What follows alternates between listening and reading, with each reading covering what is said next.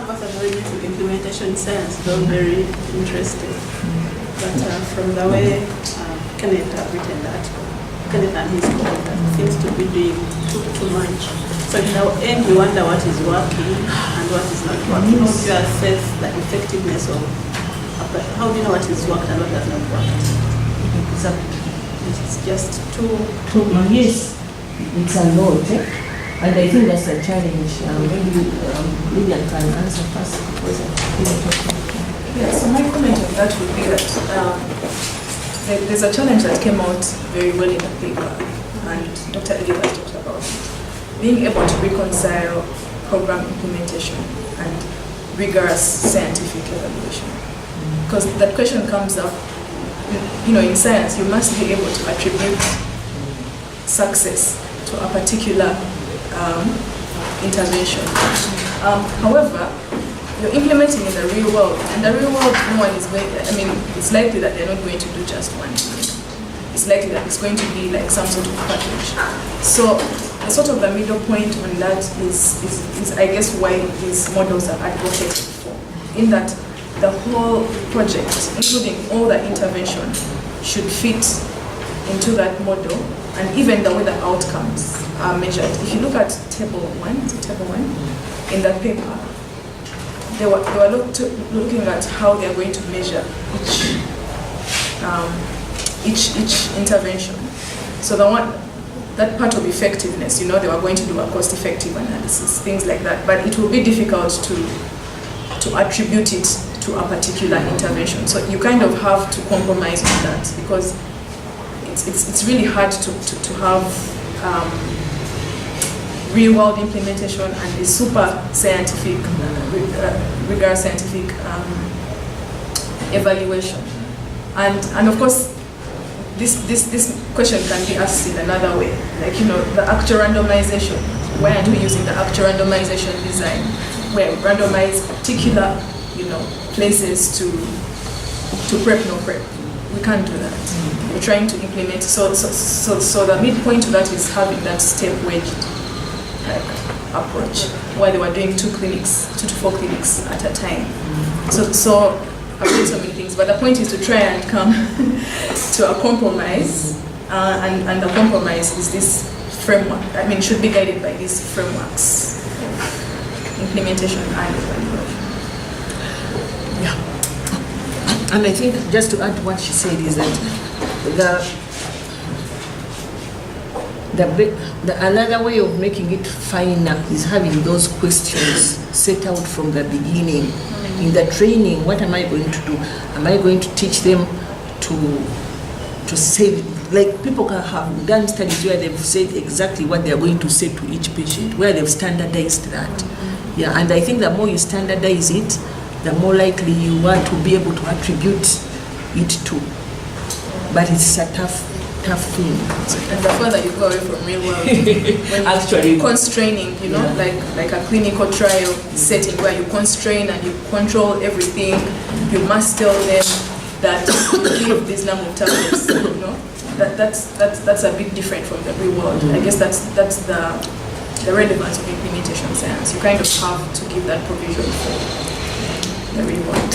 Yeah. Before we go to her question and then his question, did you see, I am a WhatsApp fan, I don't know where you are, but did you see that WhatsApp thing of the girl who was dancing on sticks? Did you see that? There's a certain tribe somewhere where I think it's either it's an initiation or something to show something about something, I guess, but the girl was dancing with sticks. People move the sticks and she's dancing. Did you see that? Yeah. You saw it, eh? So I think implementation science is a little bit like that.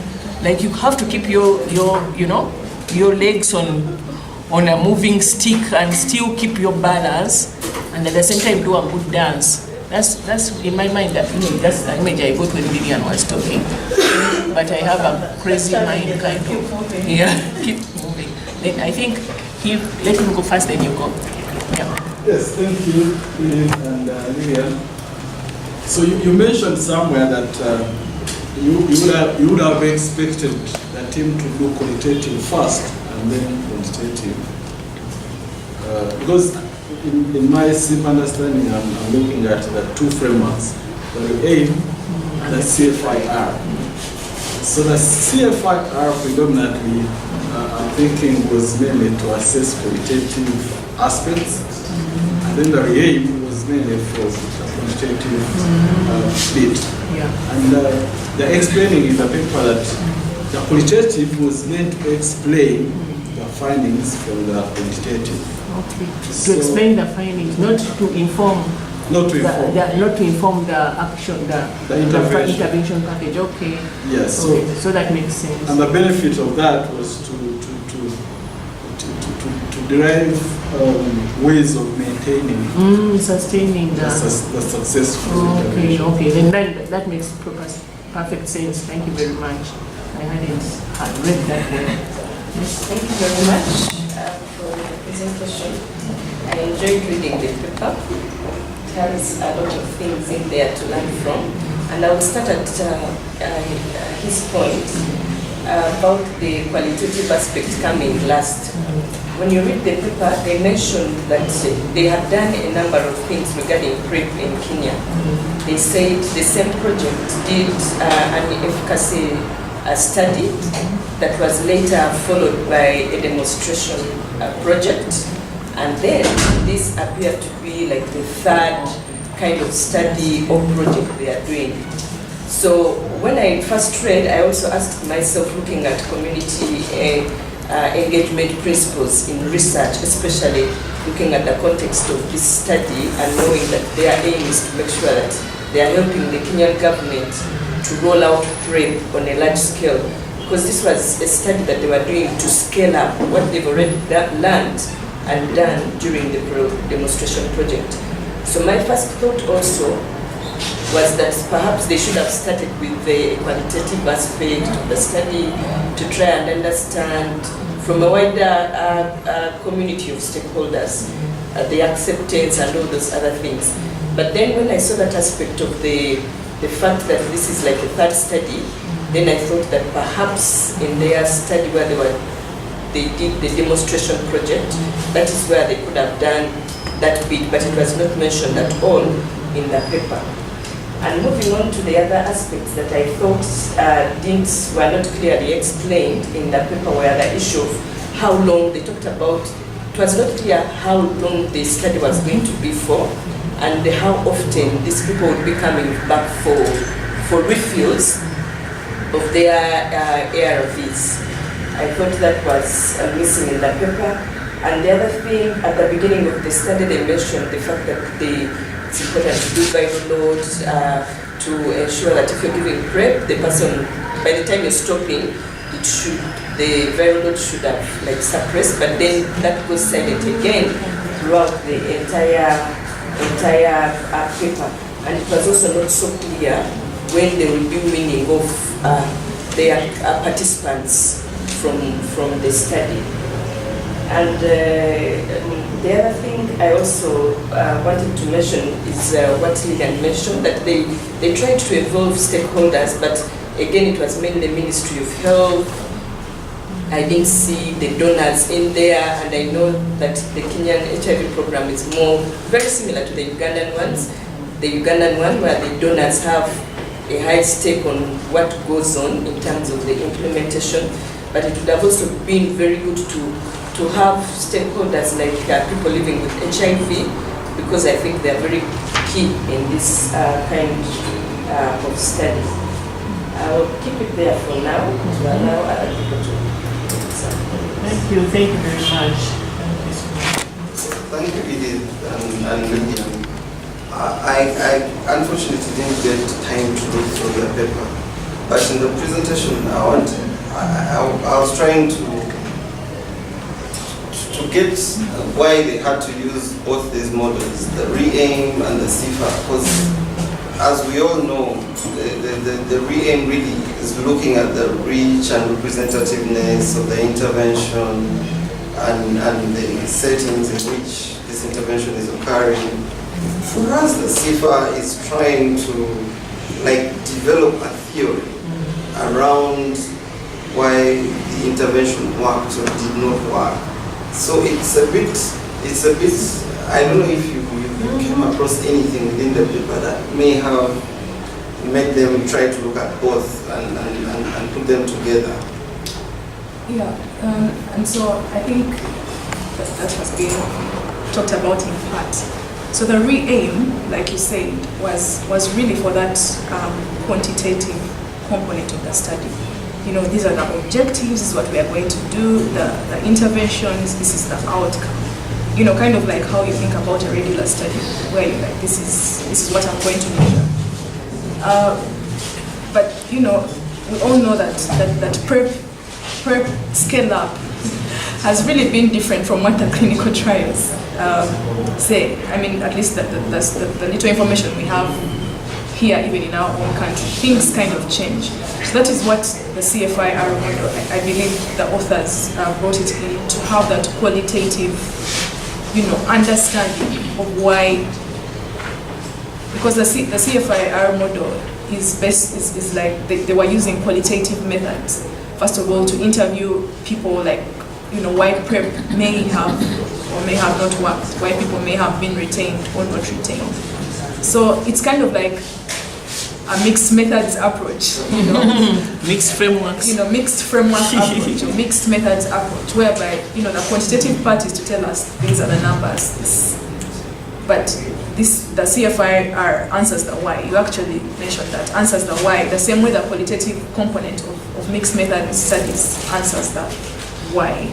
So could you decipher any other models that could have been used if not those? So I don't know the models very well. Someone can comment on that. I'm just wondering, because I'm itching to know why exactly they only chose. I know they're quite robust, they'll definitely cover most of the aspects.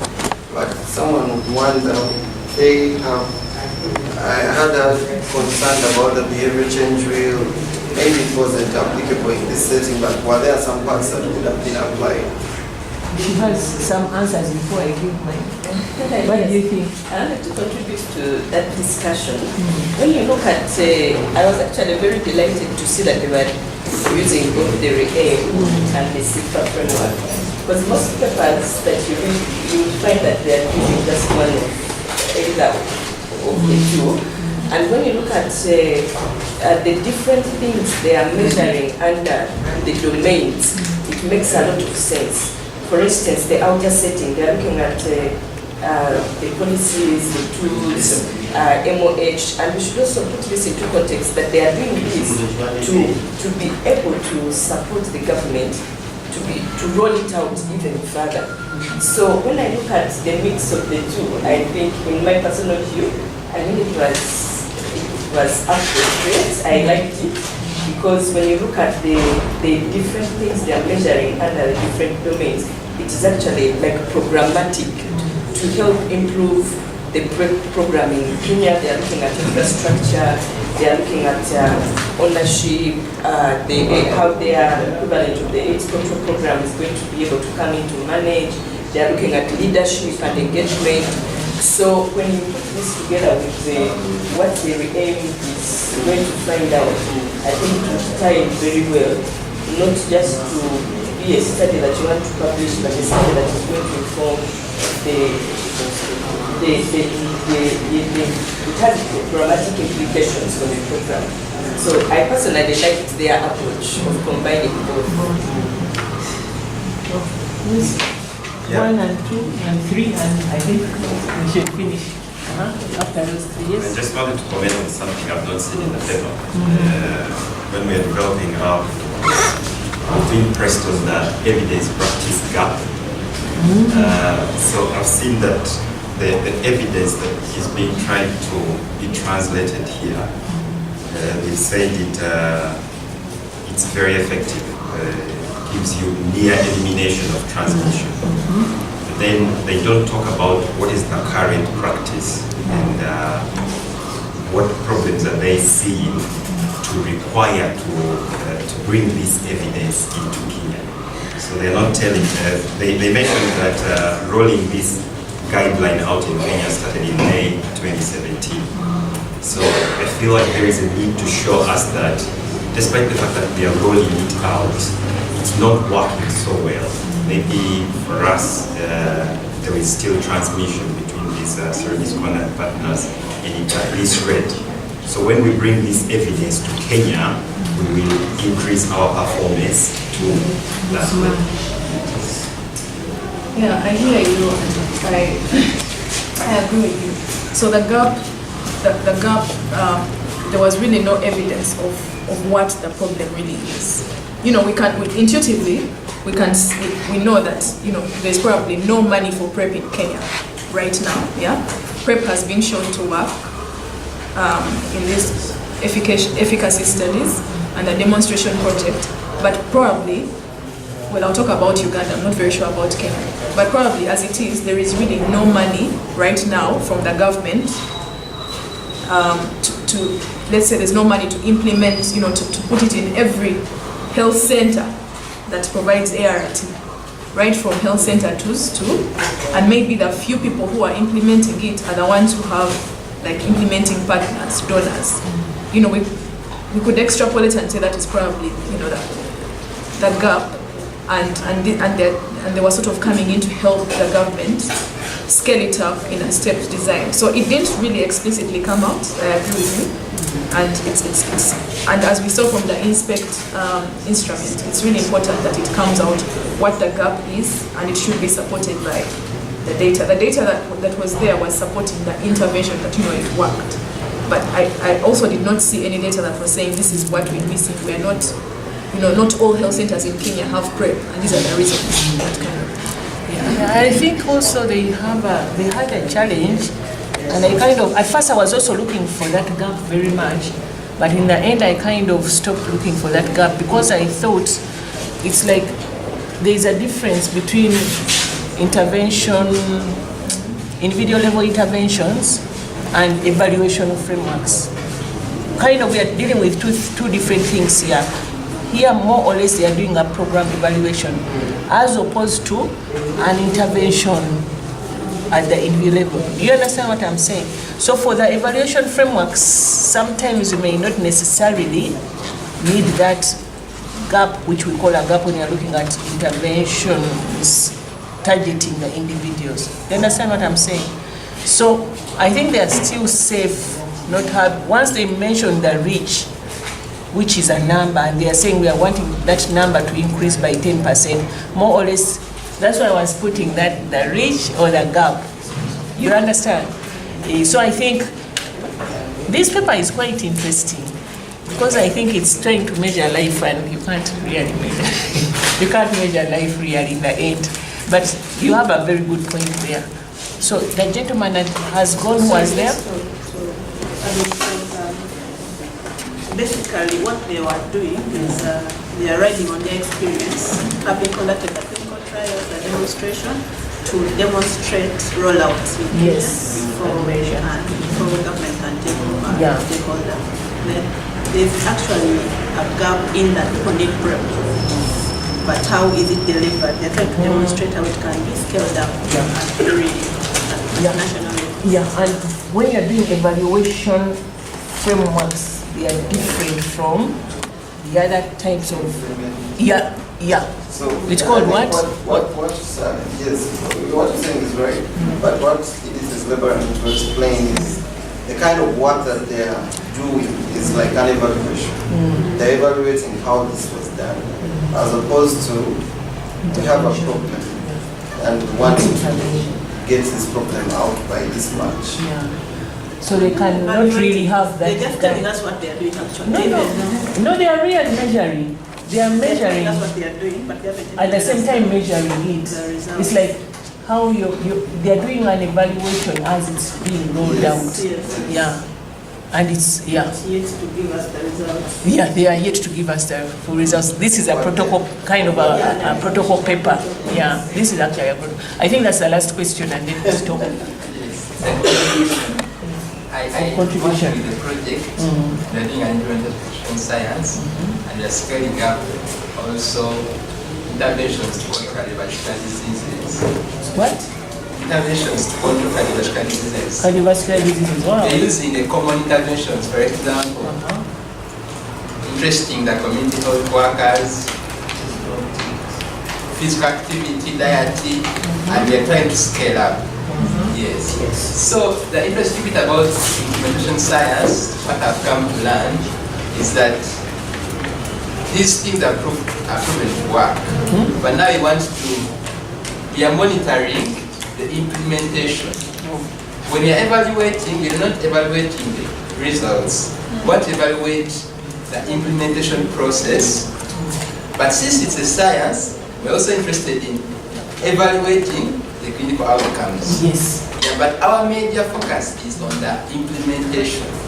We are saying, why people come to the health facility and go without being tested? There are no machines, let's say. So we put the machines. Then the next thing, we have provided the machines. Why are people being tested? Then they say either we have little staff or it's not trained. So we train the staff. Then we continue to observe. So the evaluation is in the, especially the qualitative bit. You have to understand the reasons and the reasons. So it is not, so my concern here would be you had an intervention in mind, PrEP. Before even you come and tell us that PrEP is now the way to go. If the issue was HIV/AIDS, you had to be very clear about what is on ground to begin with. Then you know there is this, there is this, there is this. Then you try to introduce PrEP, introduce training, health, introduce, you know. But the concern I have got from the presentation is that here they had an intervention in mind. The implementation science actually, you're not so clear about your intervention unless you observe what's on ground. Actually, it's the contrary. It's the contrary. Yeah, you must have, you know, from the inspect. If you look back to the inspect tool, or even just talking, you must have that intervention because Already proven. Already proven. And you can see these authors. They were the same team that actually did that efficacy study. Efficacy meaning, does this work when we control the environment, clinical trial environment? They also had effectiveness results from the demonstration project. So it should be there. The PrEP issue is fine. But remember, Dr. Nakwi talked of why did the interventions differ? You said that you read the first time and the package, the intervention the package. package was not clearly, what he's saying is that the package was not clearly enunciated. Maybe Yes, that's the what package can never be clear because you are interested in knowing that it keeps changing depending on that available. because it's an evaluation framework. Later, But it has to be clear. It has to be clear. I agree with Lydia, but I also understand the angle from which you're coming. If you're looking at community engaged research, it says when you go to the community and you have this intervention that you want to roll out, you should be able to come, there should be room for you to work with the community people and even have possibility of refining the question and the package. So in community engaged research, you are involving the community, that the key stakeholders, right from the time of developing, refining your question, the intervention, so there should be, there should be room for them to add, so that will probably explain what you're saying, that the intervention is never clear. So if you come from that angle, then I think what it's trying to say is that there should be room for that intervention to be improved from the perspective of the community, because in community engaged research, you want the community to benefit. It should be relevant to them. They should be able to understand it and see the relevancy because it improves your ownership. But still, you have to have something you are defining. Yes. Otherwise, like we say, if you don't say what you're going to do, then you tell us you did something else from what you said you're going to do. If maybe you understand what I'm saying, that there has to be some specificity, but at the same time, we are all in the journey anyway. And I think it's still a very good one. So the point is, one thing that we've been learning about implementation science is that even as you're writing this proposal, you must you must be able to do the community engagement prior. They should be involved in the conceptual design. And part of the conceptual design is for you saying, this is going to be my intervention, health and training, blah, blah, blah. So you don't, like you say, I understand what you're saying, it cannot be clear because you get there and you find something on the ground. So the point is, first go there to the ground. Engage these nurses at those centers, engage the patients, find out why don't I take a big measurements. That is all supposed to be part of the proposal, actually. And you know, people were asking questions like, where do you get that kind of funding, whereby they're going to find you for community engagement and then to also do. But I guess that is why the field is, that growing. That's why the point of this whole program. But yes, it can never be clear only if you do not do the engagement before. But the intervention per se really has to be clear when you're writing the proposal. And we can also have further discussions after closing the meeting because it's supposed to be 1 hour. Thank you very much for the productive discussion, and we can continue talking.